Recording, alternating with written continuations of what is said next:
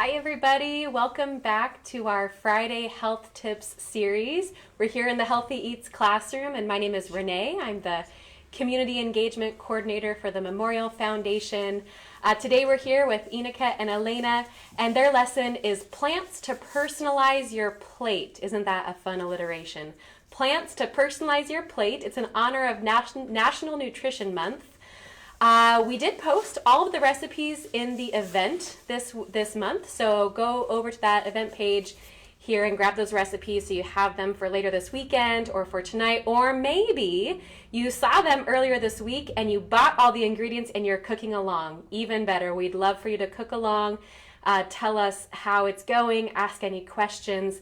It's really fun when you leave comments and ask questions. We have an opportunity to interact with you. I want to give a huge shout out to our title sponsor for the Health Tips series. That's Yakima Federal Savings and Loan. We're so grateful for their partnership in this event and throughout the Memorial Foundation. And the Health Tips series is part of the Memorial Foundation's initiative towards Healthy Yakima. And Healthy Yakima helps support a variety of things in the community all around health and well-being. Please go to our website, memfound.org, learn more about that. And if you feel so moved, we would be so appreciative for you to make a donation. It is your donations that help improve and advance healthcare in our community. So I'm going to flip the camera here and we'll introduce Ineke and Elania and get our lesson going. Yes. Well, I was going to say good morning, but I feel like saying good lunchtime. I hope you're hungry because I'm really hungry. So I hope we can get through this next 30 minutes really quickly so we can start eating. But I'm Ineke Ochinen. I'm a registered dietitian and certified diabetes care and education specialist with Memorial. And we are joined with Elania Moon as well.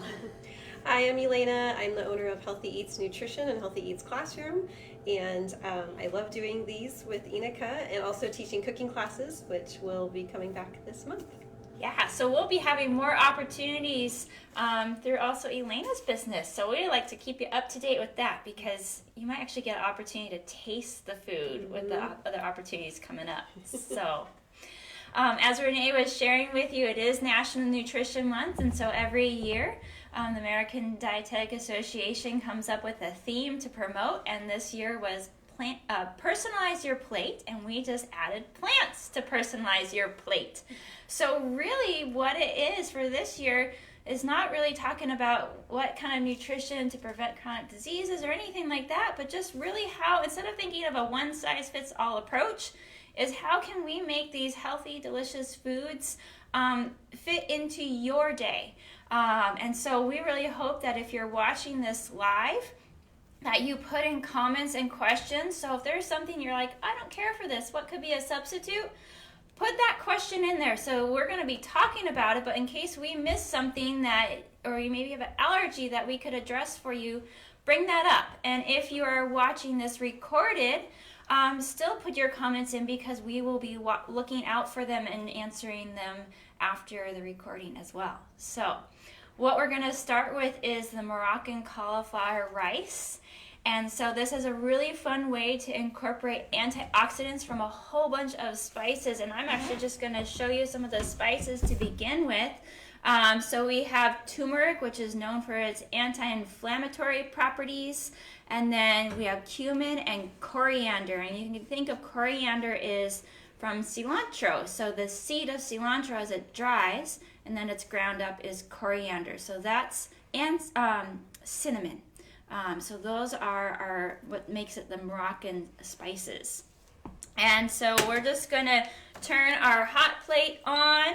And I'm just going to probably put it on a medium heat. Change it to temperature. We'll turn it down a bit. And we'll put a little bit of oil in there. If you are, so again, if we're talking about how you can make some changes, if you're not wanting to use any oil in this preparation, what you could do is make just sure that your pot is heated before you add your vegetables, and that will help prevent it to stick. If you do have any sticking as you're cooking, you can always use either water. I would probably not do a broth for this just because of the seasoning, but you could do a water or a broth just to prevent any sticking in just a little bit. Again, we're just going to start with a little bit of oil. And since this is with cauliflower rice, we finely chopped up our vegetables so that try to keep everything a similar size. So you can do any color bell pepper that you would like. We have orange today, we have some of our zucchini, some red onion, and what nice thing about this is since we're sauteing up the vegetables, that red onion isn't going to be too strong, that maybe when it's raw you might have a little, might not always care for, and then our minced garlic. So we'll get that in here. That's a little more than I wanted, but that's okay. It comes out quickly, it will be fine. I'll show you in the meantime, this is the rice cauliflower that I brought in, and this happens to be frozen. You can definitely do the fresh. You could even make your own if you have a food processor and you had a head of cauliflower and you process it till it's fine pieces, but the frozen also works and the texture still remains very similar. This actually is a fun bag that came from Costco. Costco now sells them in 1 pound bags, and I know your recipe says 14 ounces. Well, just put the whole thing in. So let's get these veggies in here. I'm just gonna send that oil around a little bit. Oh, and you can hear that nice sizzle. That's what we like to hear. We know that it's warmed up.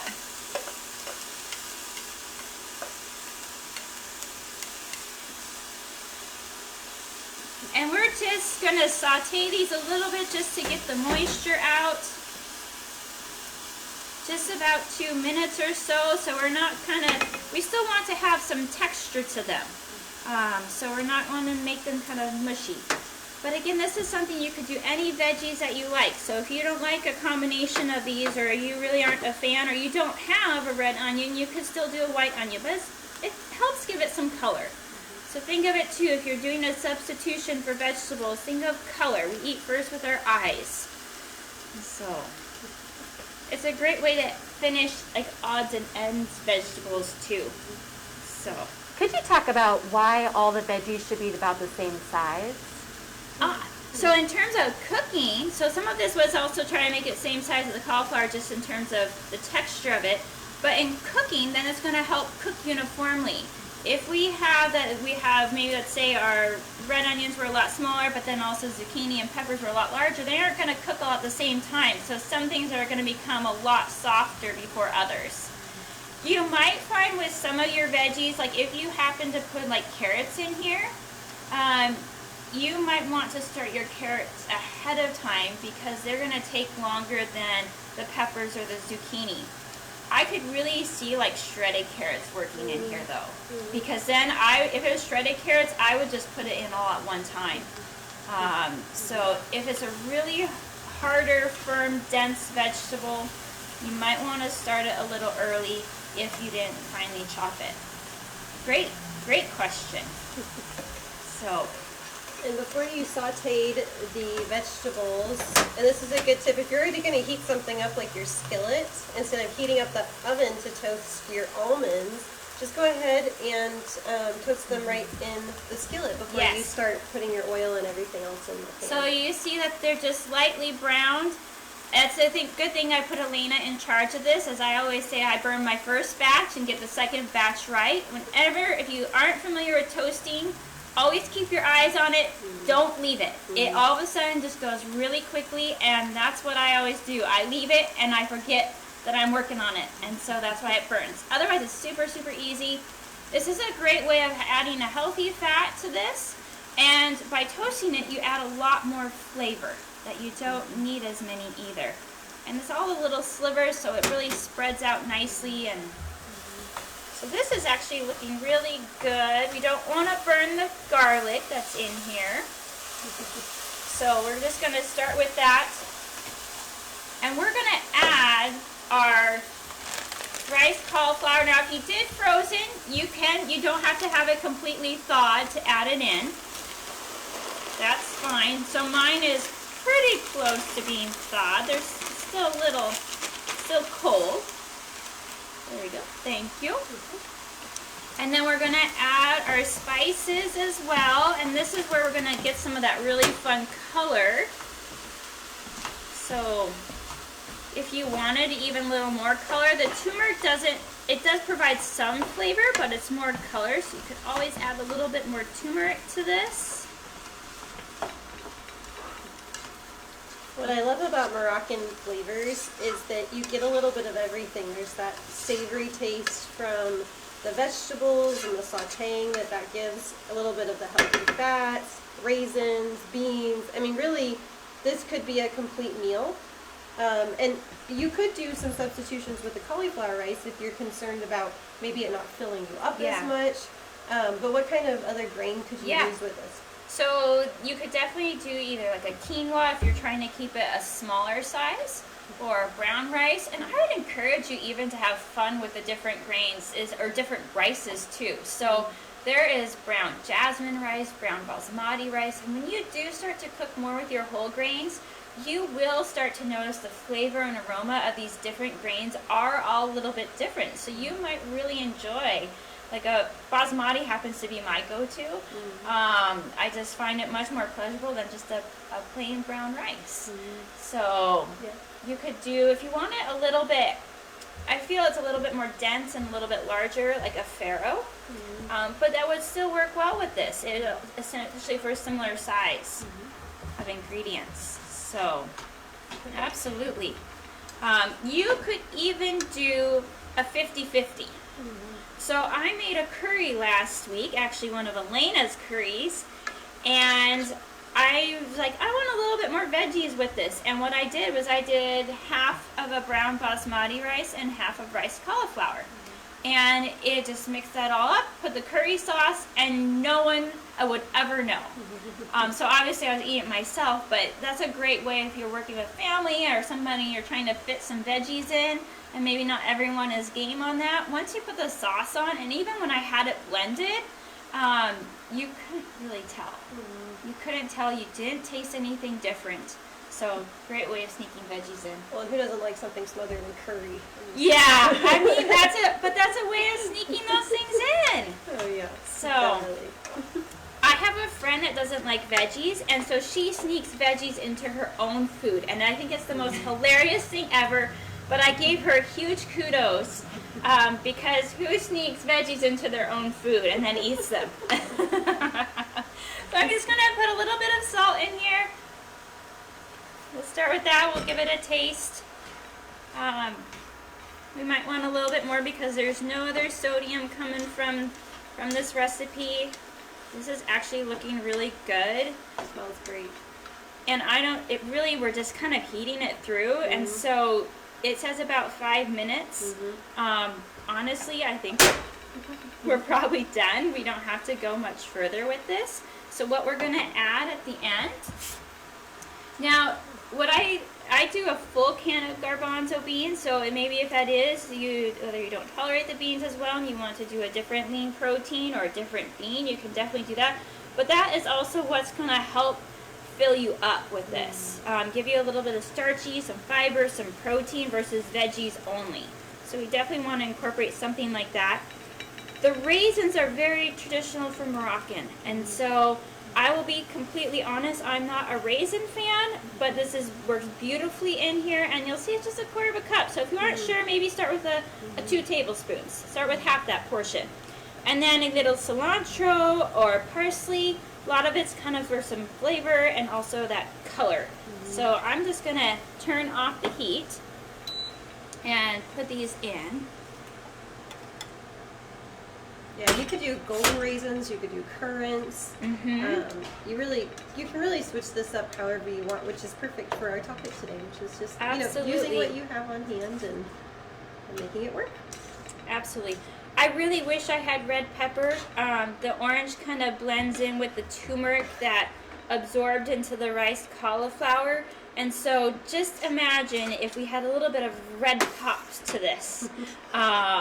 And so but again, I wasn't going to go to other stores. They only had orange peppers at the store today. So that's what we dealt with. That still works. It looks great. So we're going to end up plating this up. And we'll top it. I'm going to wait and put this sliced toasted almonds on the top so we can really see it, and it's just going to make it pop a little bit more. Awesome. So Cool. Yum. I know. Well, while she's plating that, I'm going to talk about my Nacho-Cheeze sauce recipe. And this is a really fun recipe. What's really cool about it is it's completely made out of plants. So we have some cashews in it, some potatoes, some carrots, some onions, and some seasonings, but it tastes like cheese. If you don't believe me, make it at home and try it. If you still doesn't think it tastes like cheese, well, then you can write me a letter. But I think you're going to find that it's very, very similar to a nacho cheese, especially once you get all your toppings on it. This is one of my daughter's favorite things, and every time I tell her I'm making it, she gets super excited. So the cashews, you want to make sure you get whole raw cashews, unsalted, because you want to be able to control the salt that you're putting in. And I just soak those. You know, you can soak them for a few hours if you have a Vitamix like this, or if you have just a traditional blender, then you'll want to soak them overnight. And then I just drain them off and put them in my blender. And then here I just have my potato and carrots and onions already cooked and boiled, and they're soft. And when I put in the recipe 1 small potato, now you can do a Yukon Gold or a Russet, but you want a small potato, okay? Not a huge one, because then your cheese is going to taste like potato, which is not our intentions. So I'm going to pour this right into there. And then I have some pre-minced garlic, so I'm going to use that.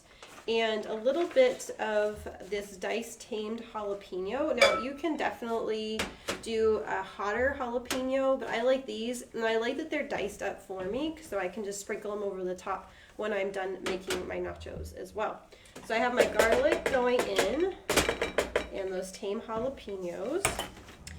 And then I also need 1 can of Rotel tomatoes, and your recipe calls for a 10-ounce can. You can do a fire roasted with chilies if you want to. Just make sure it's a 10-ounce. If you need to take a little bit of it out and use it for a topping, you can do that. So that's all going in.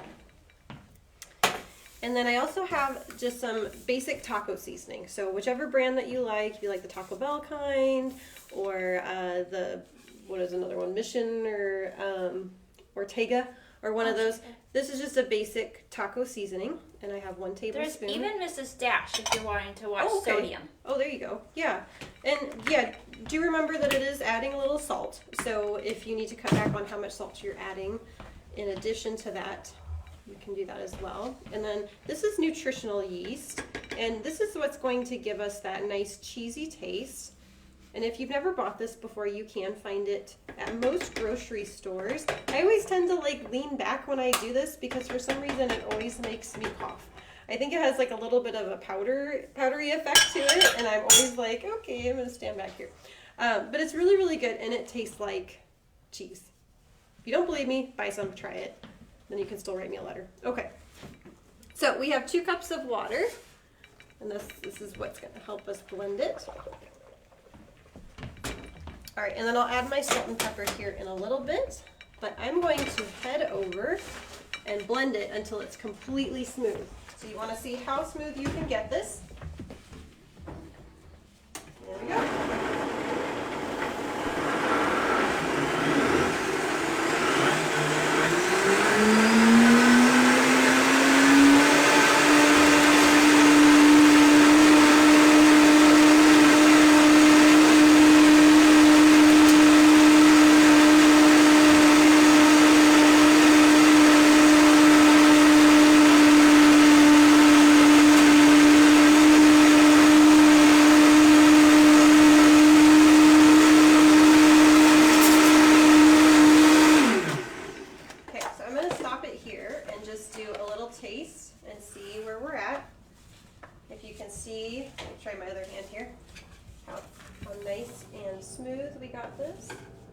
If you want more of a yellowy color, you can definitely add a little bit of turmeric to it.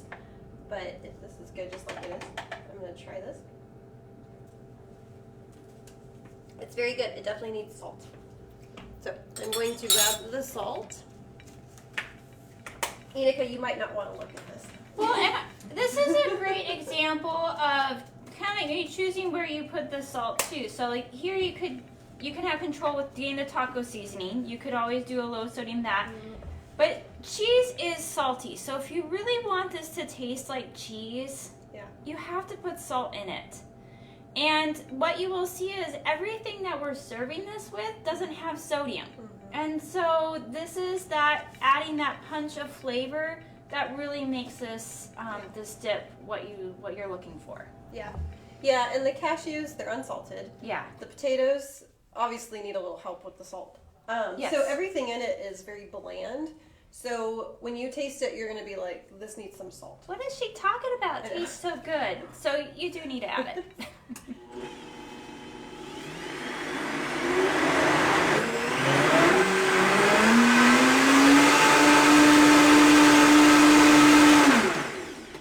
Okay, I'm going to give this another little taste and see if I need to add more salt, which I'm hoping I don't.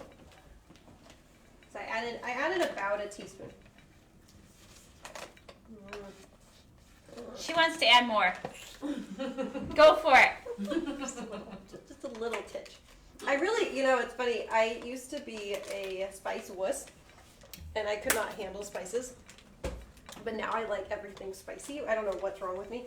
But I totally want to add more jalapenos to this, but I'm refraining because everyone else who is here is going to eat them, so I'll spare you. Thank you.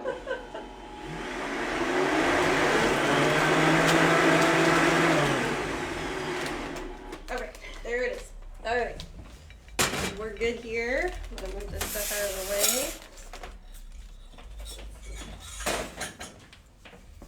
way. All right, so I'm gonna show you how we're gonna serve this. So a couple of different options since we're talking about personalizing things.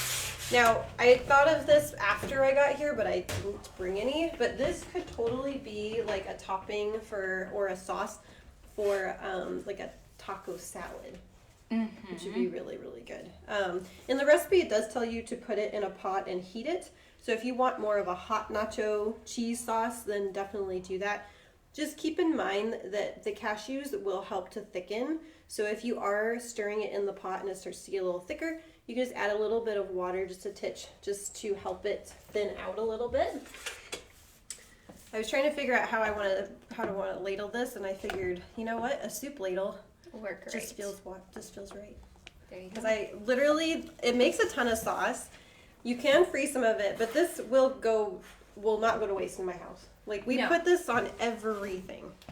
So I'm gonna first put it on this baked potato, and this is baked potato with just a little bit of broccoli.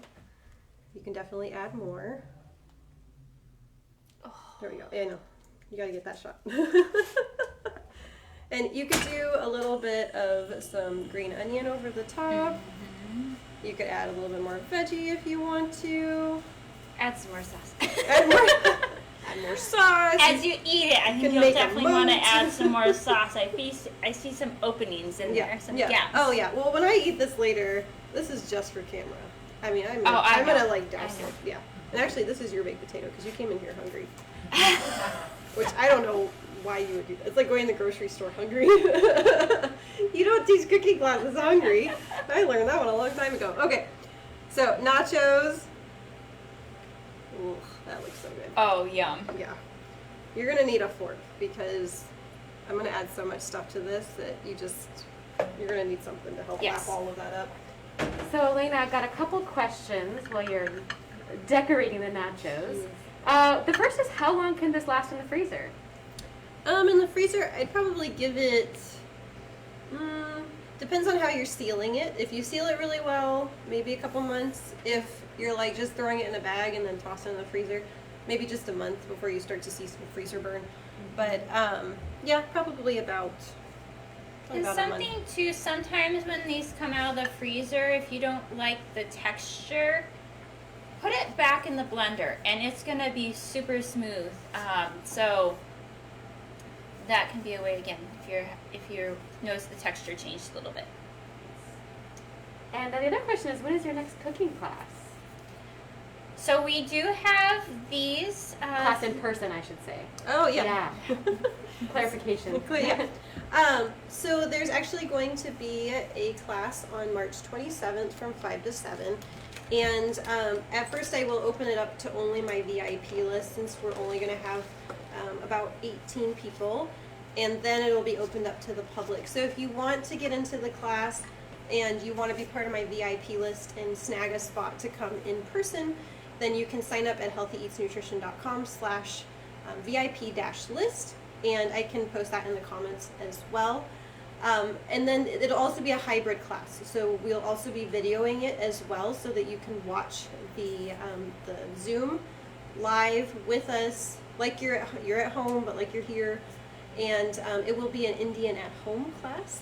So really, you want to be here because the smell is going to be incredible. You're going to open the door and just be like, what is that? Yeah. So you want to be here. So if you want to sign up and get in, again, I'm only going to have about 18 spots for it. So I'm just going to open it up to my VIP list, and you can sign up on my website for that. But then hopefully we'll be able to open it up a little bit more in April. Yeah, and get some more classes going. Yeah. So here's my nachos. They're all done. Again, look at that beautiful color as well. So that's just screaming, eat me. Leah says this is her will. favorite cheese sauce. Oh, yay! Yes, it's a cheese sauce. Thank you, Leah.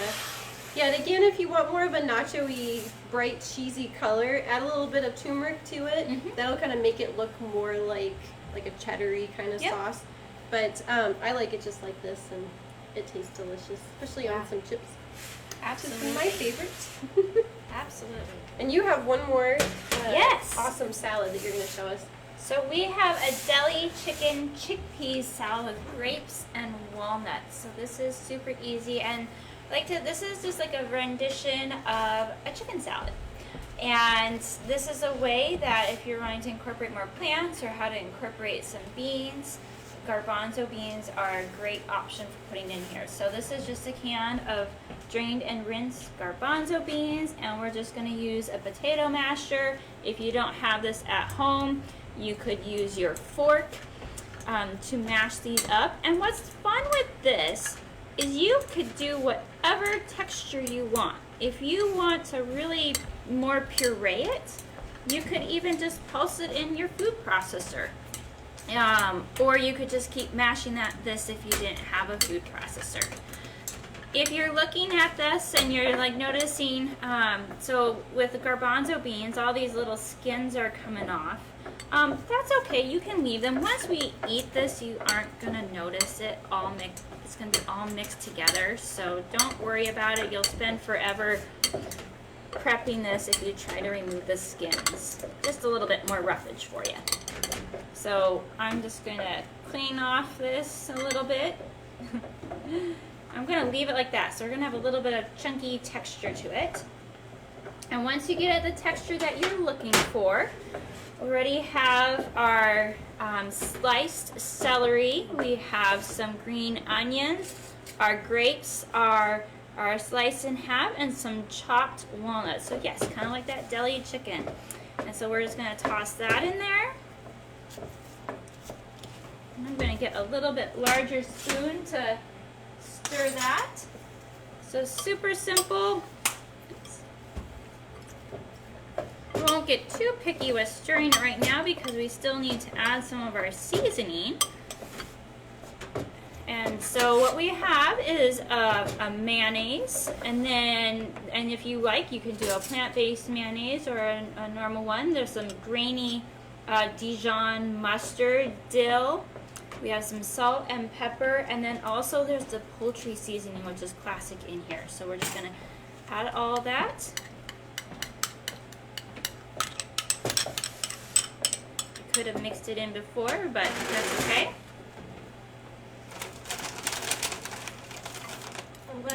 You're going last because it gives me a chance to eat. Oh, she's eating before me. No fair. That's okay. While she's mixing that up, I just wanted to show you, I added a little bit of turmeric to this, and so you can see the color difference. And I'm going to blend it again. And don't tell Ineke, but I also added a little bit more salt.